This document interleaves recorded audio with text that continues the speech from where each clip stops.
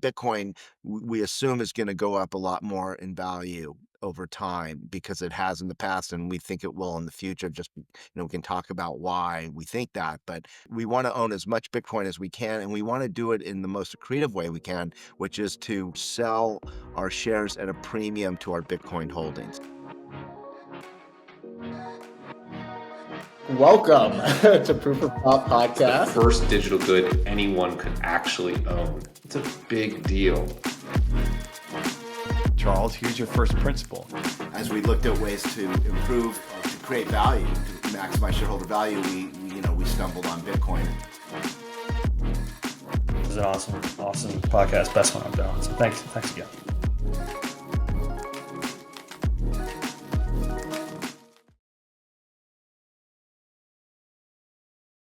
All right, Eric, welcome to Proof of Thought Podcast. It's so great to finally have you here with us. Thank you, Charles. It's great to be here. I love the concept of the proof of thought. Great name for a podcast and great idea. Thank you. We spent a lot of time thinking about that one. So, Yeah. but I know your time is limited. So let's start off with the origin of Bitcoin treasury companies. In August 2020, MicroStrategy, now Strategy, was the first to integrate Bitcoin as a treasury reserve asset. Fast forward to May 2024, 4 years later, Semler Scientific, your company, became the second US-based company to adopt a Bitcoin standard. And now, 1 year later, we have over 90 companies that have followed this path. So, Eric, what do you think initially held others back, including Semler Scientific, and why do you think we've seen such a surge in adoption now? Well, I think that the main barrier probably was the institutionalization of Bitcoin. That wave started with the ETFs, and then was followed through with the government support of Bitcoin and all the institutional buying. I think kind of laid the groundwork for corporations or institutions to delve more into Bitcoin. I think that was a key factor. I think the other key factor was that MicroStrategy itself was so successful.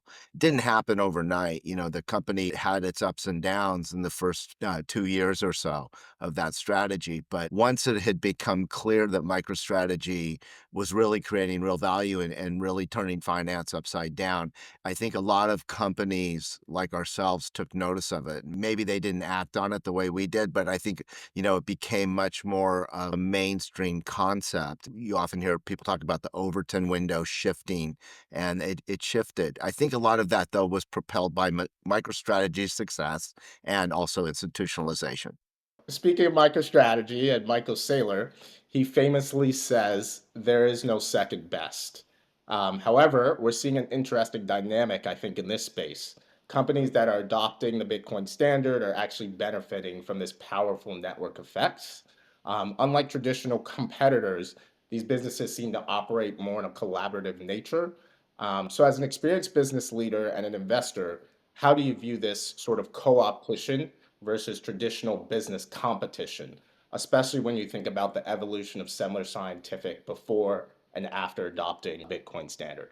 So is the question more about how do we view other companies following in our footsteps? Do we view that as competition or as a positive trend for us? I think more so dissecting it from a standpoint of traditionally, when a new company enters a similar industry or business, it's seen as a competitor, right? I think in this case, with this industry, it's a little different where someone else joins, and that's actually very welcomed by the incumbent, right? And it seems like with every company that joins, it benefits everyone who's sort of already in, who has adopted the model.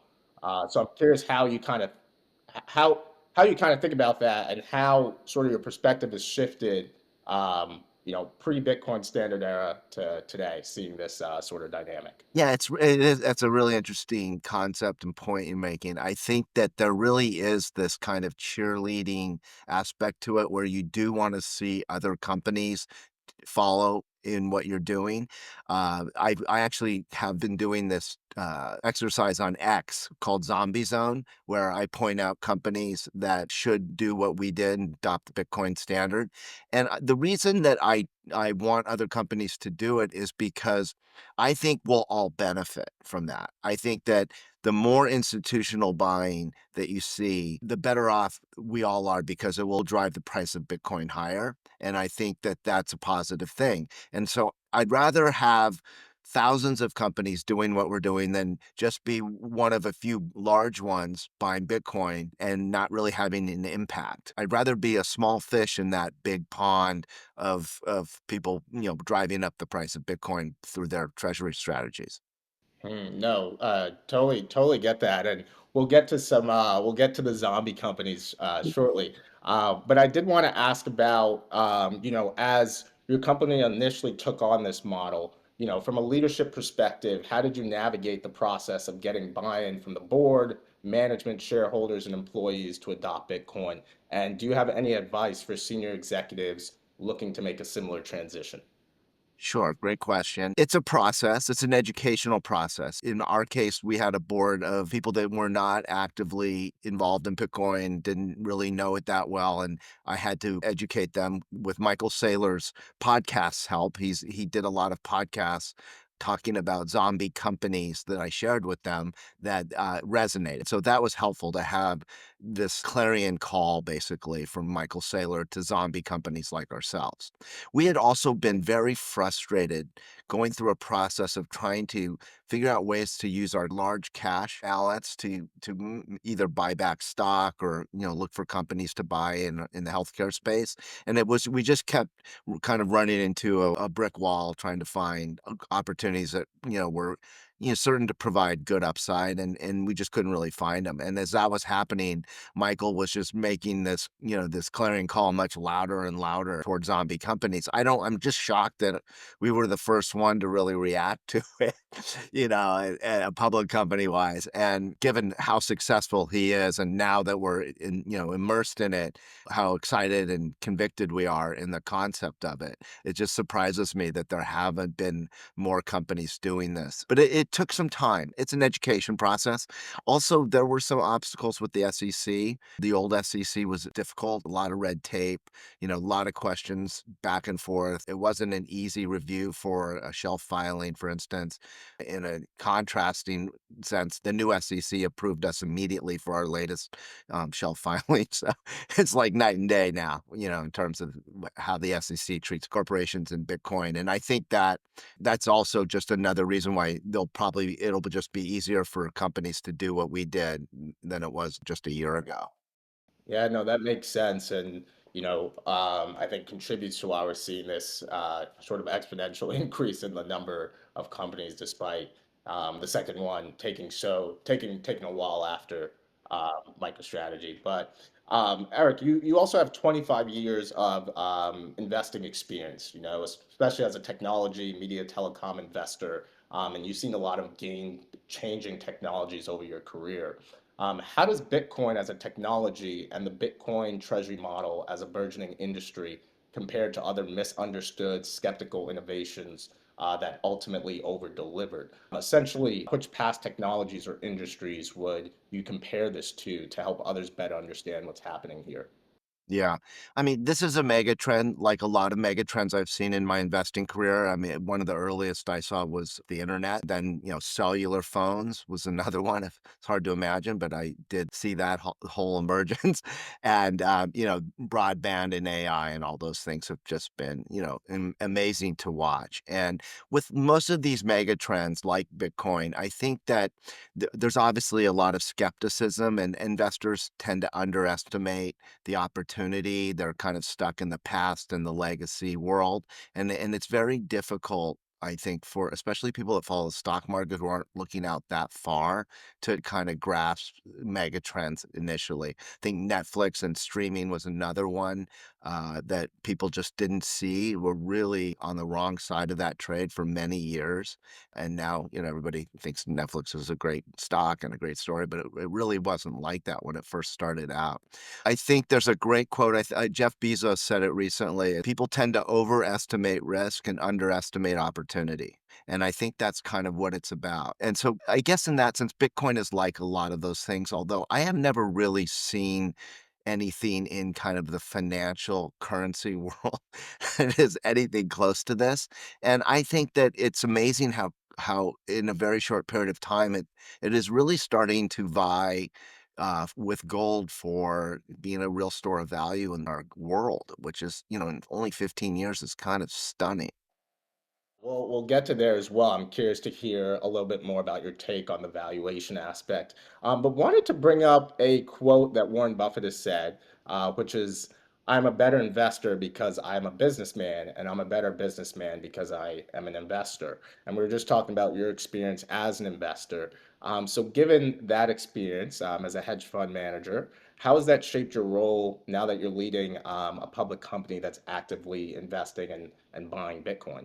It's an interesting question. I think a lot about like what are my skills? Why was I able to be successful as a public market investor? I didn't really grow up craving, to own stocks or follow the stock market. I really just most of my career ambitions centered around wanting to be a foreign correspondent for a newspaper like the New York Times or working in the State Department. I wasn't really oriented toward making money or finance.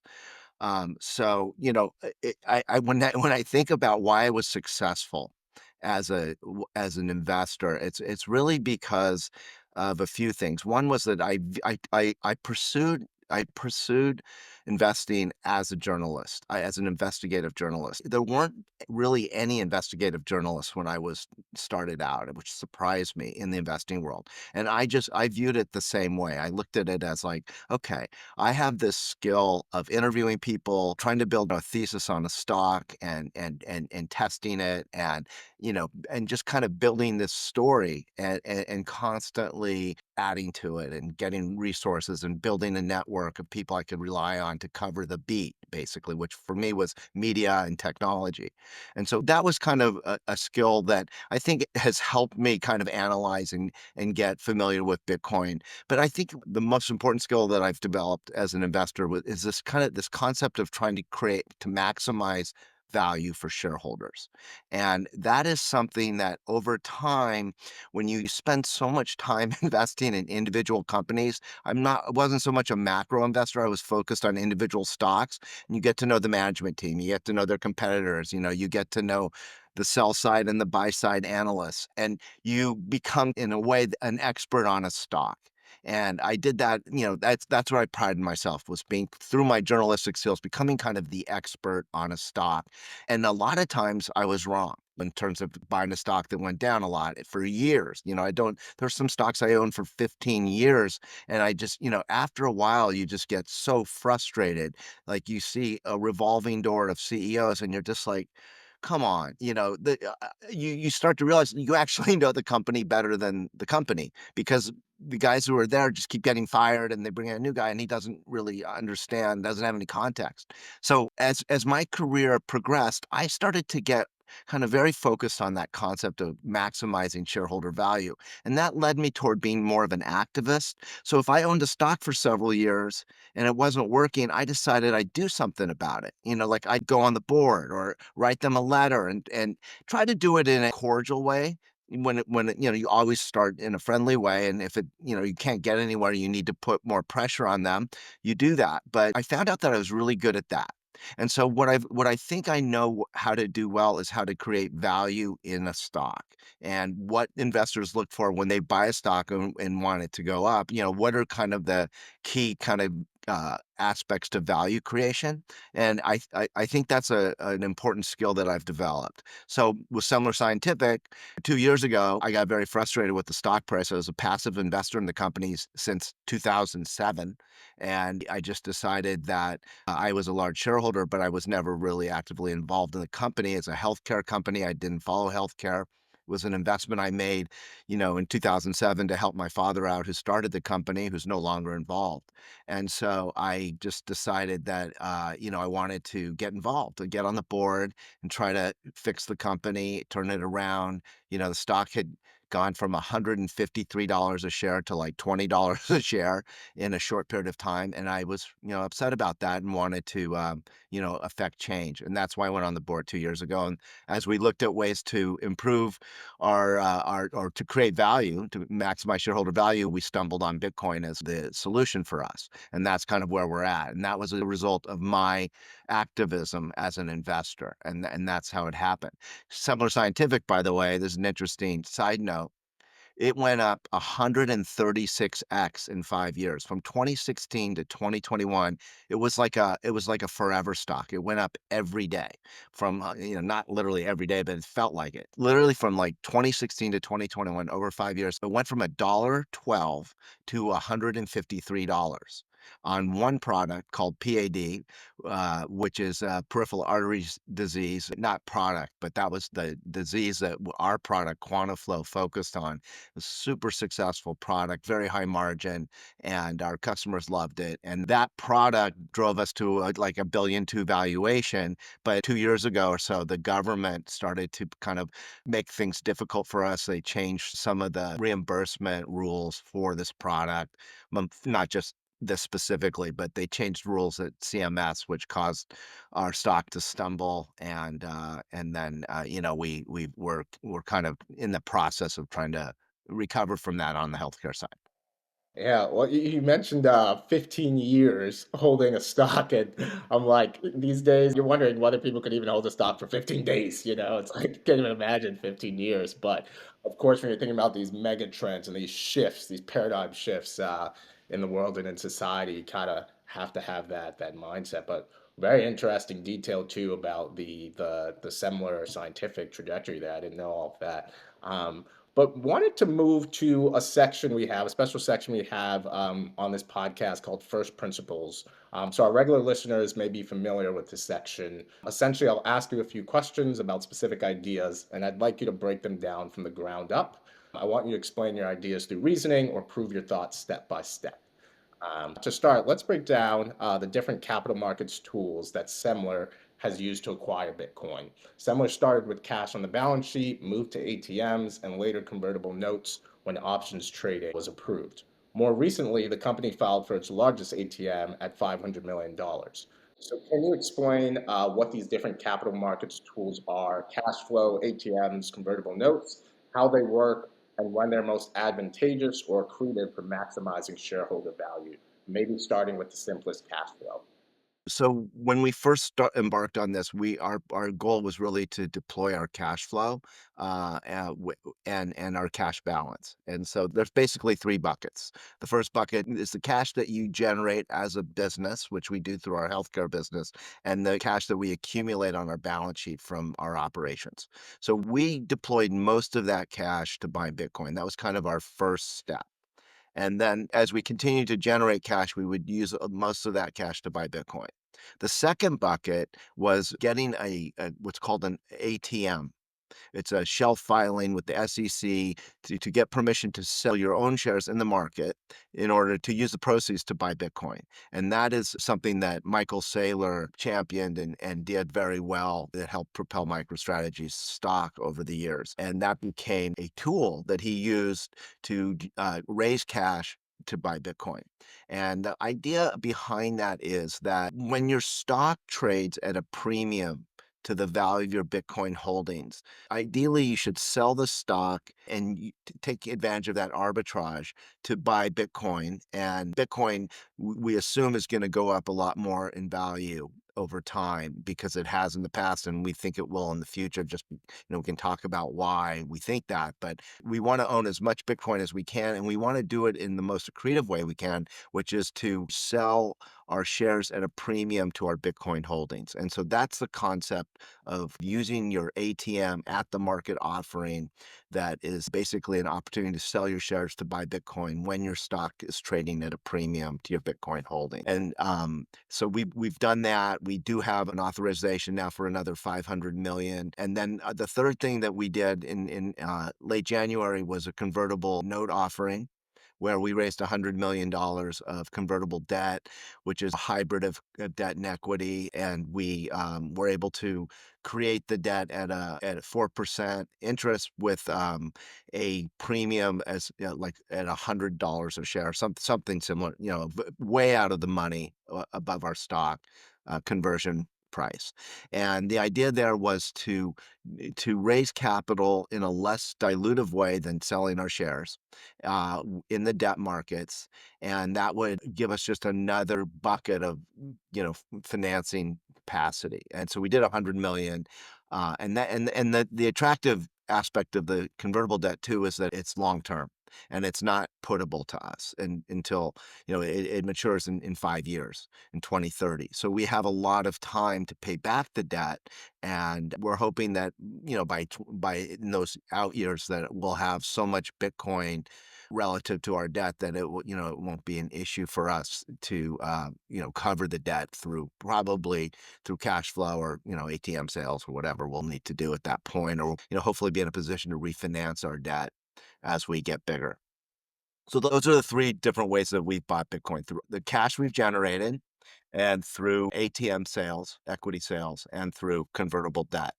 Wonderful. No, that's a great breakdown. I'm noticing this your attention to long term thinking here with the 15 years. Noticing the longer horizon for the debt. Looking at this big mega trend of Bitcoin. So that's Right. super important here. Yeah, that's important because as we know, and we don't know if this will continue, but Bitcoin goes in cycles, and then there's obviously a downside part of the cycle, and so we want to be prepared for that and have a lot of cushion and durable financing. How about preferred stock? Do you see Semler adopting this approach for acquiring Bitcoin in the future? And what criteria would you need to meet in order to consider it? We're open to all of the different opportunities out there that Michael Saylor's obviously laid the groundwork for us to do that. We're not quite big enough yet for that market, but we definitely have that in our sights, and there's nothing imminent. But at some point, I expect us to be in that market. I think what you're doing is basically giving investors in those markets who are more risk averse. They're looking more for income and not so much like this upside in a stock. You're giving them exposure to Bitcoin in a much less volatile way. And I think that's a huge market. That's a massive market that Michael has just started to penetrate. And so I think he'll be very successful at it. And like all these things he does, he opens up these markets for the rest of us who are riding behind him in the peloton. Oh, no, wonderful, wonderful. I'm excited to see what's to come there. And so, Eric, I mean, you've just had such a fascinating career journey, honestly. As I'm hearing you talk about this, as I've done my research, your involvement in equity research, starting your own hedge fund, being an activist investor, chairman of a healthcare company, and of course, now you're at the beginning of yet another meaningful chapter in your career. It's easy, to try to make one's career this linear thing and plan out each step. But of course, we know that it doesn't always pan out that way in practice. And besides, the most exciting aspects can be the twists and the turns, or even restarting the process and attempting to go from zero to one again. So, from first principles, how should people think about building a career that they'll look back on and really have enjoyed and be proud of? And if you were to restart your career today, what would you do differently? It's a great. I love your questions. These are really, got to think hard about this one, but it's funny, I think everybody has to do it their way, and, I just followed my passions. I really did. I wanted to be a journalist when I was in college. That was my dream, to work for the New York Times, and to get there, I just, I sent all my news clips from my high school and college newspaper to every newspaper in the country, and I got a job at the Oregonian in Portland, and, that led to a job at the New York Times, and I was determined to get to the New York Times, and I love being a newspaper reporter so much that I think that passion and conviction in doing that got me there. I never saw myself in finance. I never saw myself, leading this company and being in Bitcoin. I didn't know what Bitcoin was when I first started. So, I think that you have to just stay passionate I really believe that. Hungry and passionate. I know it's probably a cliche, but you've got to find out what you love. And it doesn't matter if it's lucrative or just interesting or, if it's charitable, whatever, you will be successful. You will be successful as long as you have that passion. And it doesn't have to be the richest person in the world or to be, some hotshot powerful person. It's just about being passionate and believing in what you're doing. And sometimes it's really hard to find that. And so you just have to kind of stay alert, just constantly educate yourself and be open minded about what's out there and study it, and you will find your passion. Wonderful, wonderful. I love that. To wrap up this section, both Strategy and Semler have followed a unique pattern of the chairman managing the Bitcoin treasury while the CEO focuses on running the operating business. Does this structure provide an edge, and how do you think it plays an integral role of the company's success? It's a good question too. Your questions are awesome. uh, I came at it more differently from Michael. I think was the CEO, and then he became the chairman. And I came at it more as an investor, not an operating person. I went on the board, and it didn't matter so much to me that I was chairman, but just to be on a board. And because I became chairman, it probably gave me more oversight than I initially anticipated. And I'm glad that happened that way. But CEO is really someone who is an operator and someone who can manage people really well and has knowledge of the core business, which has been medicine. And it's not an area that I have a lot of expertise in. So it didn't make sense for me to be the CEO. And we have a great CEO in our current one, Doug Murphy Katorian, who's responsible for our stock going to $153 a share. So he was able to create some amazing breakthroughs for us with our customers, bringing on major customers. And it's good to have him there to really oversee the rest of the business. And he's obviously very supportive of the Bitcoin strategy. But I kinda know what lane I should be in, and for me, just being the chairman of the company, having more of a strategic oversight, and I do really, oversee the Bitcoin operations, which ties in with my skills. It's really in a lot of ways, a finance job. It's thinking a lot about your valuation relative to Bitcoin and the various metrics that come into play. Great, great. All right, let's get some more alpha for our listeners. So you've mentioned that once major banks like JP Morgan and lenders of last resort join the Bitcoin game in a meaningful way, we might see Bitcoin banks or Bitcoin financial companies emerge. And these companies could potentially do financial transactions and generate income. Can you give examples of what this may look like 5 to 10 years down the line? Um Not really, because I am so focused on accumulating Bitcoin. We're in this accumulation phase, and it's really difficult for me to say how it's going to play out. But I definitely sense that there will be this situation where we will be a very large holder of Bitcoin, and that will create optionality for us where our Bitcoin will be used for, financing or whatever people need it to do whatever they need to do, which could generate fees for us. And so I do see this as a fee generating opportunity down the line. But right now we just want to accumulate Bitcoin. And I think that it will become very scarce, like gold, like you accumulate it and you sit on it, and all of a sudden your Fort Knox, and you can leverage that opportunity a lot. I mean, you're seeing that with the buying of Bitcoin right now, and the ETFs and the corporates and the countries that are buying Bitcoin. And so you got to imagine at some point it's going to be a very, very scarce commodity. And so if you were one of those early 49ers, that was able to accumulate it early at great prices, then I think you're in a great position to leverage that. Yeah, no, I think the focus is great. The laser eyes on accumulation phase. And I totally get it if you don't want to give Yeah, up your trade yeah, secrets for what's coming yeah, 5 to 10 years yeah, down the line. So yeah. we're talking about gold there. And many people, including yourself, are predicting that Bitcoin will eventually surpass gold in market value, likely making Bitcoin the most valuable asset in the world by market cap. When do you think that could happen? And what do you think are the catalysts that'll get it there? I'm not sure when it will happen, but I'm pretty sure it will happen. And the reason I think so is because Bitcoin is gradually acting and becoming a store of value. Sometimes it's super volatile and goes down in these major crises because it's the only thing trading on the weekend when these crises are happening. Iran is bombing Israel and Bitcoin is getting bombed too.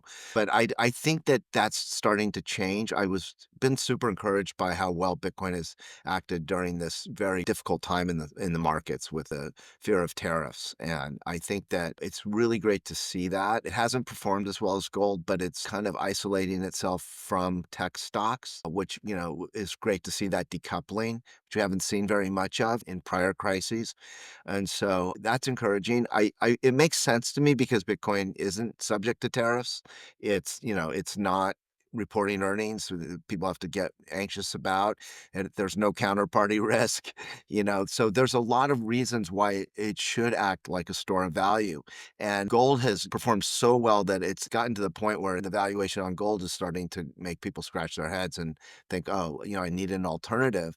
And then when you think about the future, it just seems so logical that you need a digital store of value. We're all so digitally oriented now, especially our younger generations who are, going to grow up very much not into physical gold, but into digital gold.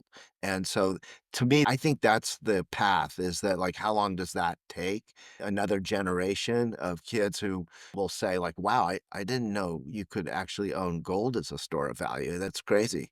That's like, having a landline phone. Right, right, right. Different generation, and trust me, I don't wanna, have to move my gold to California, 'cause, it Yeah, doesn't make too much yeah, sense. yeah. But if you were advising a company that wasn't yet using Bitcoin in its treasury, what would you tell them based on your experience adopting it at Semler? Why settle for a 4% yield on treasuries for your cash, which is below their cost of capital, which is probably around 10%?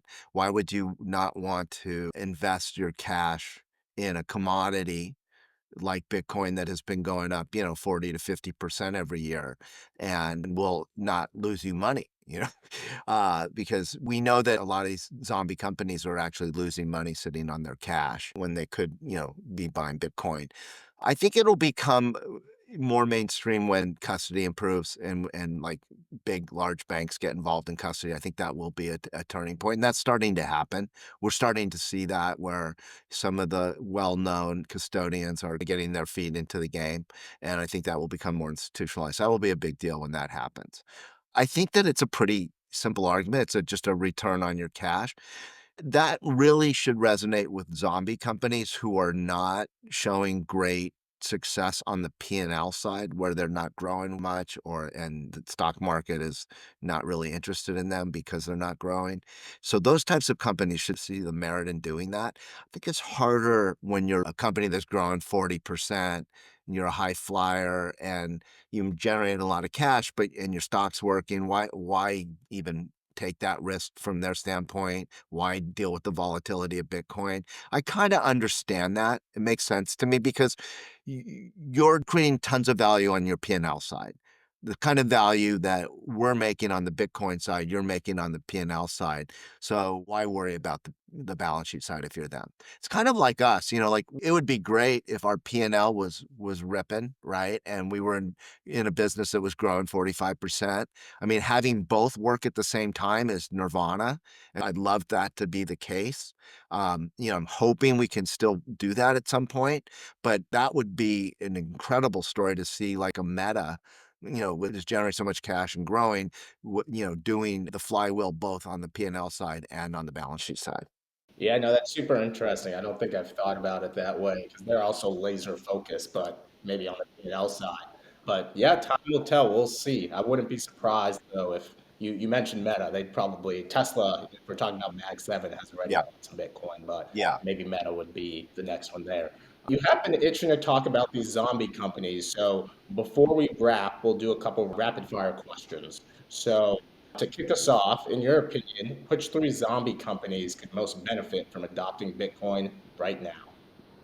Well, I think Zoom Communications is my favorite. It's about a billion-ish, a little higher market value. They have about $8 billion in cash, so almost half of their market cap is in cash.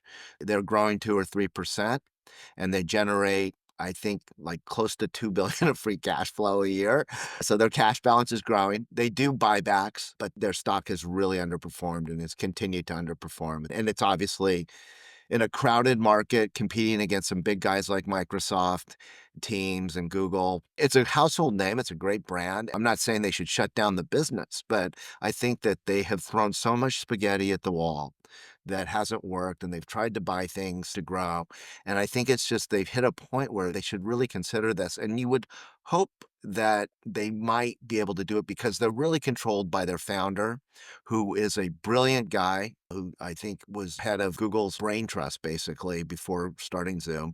And he's the kind of person who single-handedly could decide to take cash to buy Bitcoin. And he's also just a very forward thinker. He's considered one of the greatest experts on AI. And so he probably understands the merits of doing this. Just a question of whether he will or not. And I think once he turned over enough rocks and not found opportunities, that maybe he'll decide Bitcoin makes sense. There's a bunch of other ones. They're smaller. A good one, I think, would be Yelp. We're all familiar with Yelp. Yelp is another company whose stock has just been egregiously underperforming.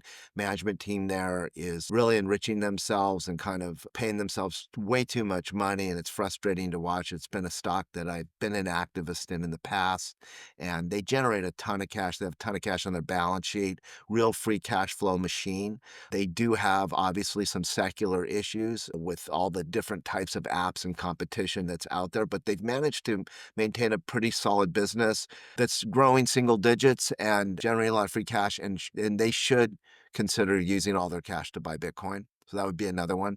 And a third one I just wrote on is called Viant Technology. They're a demand supply platform, like an ad tech company that is also facing huge competition, has like 25% of their market cap in cash, generating cash, a lot of headwinds in that space from competition. And I happen to know the guys who founded the company and run it, two brothers, really successful entrepreneurs, very forward thinking.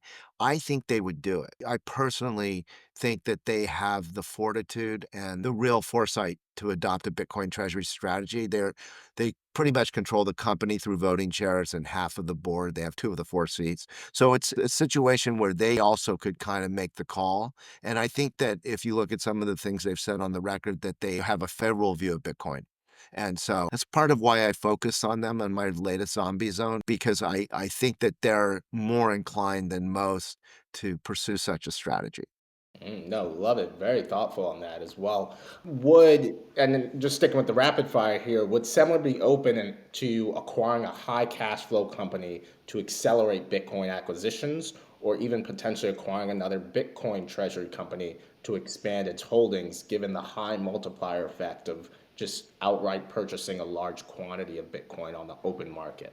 That's another good question. I think that you probably will see that. That's not something that we would do. We want to stay, laser focused on buying Bitcoin. We're in a great position now where we can aggressively buy Bitcoin, and going out and trying to buy another company and dealing with the issues of integration and the disruption of that, potentially keeping us out of the market from buying Bitcoin for a while.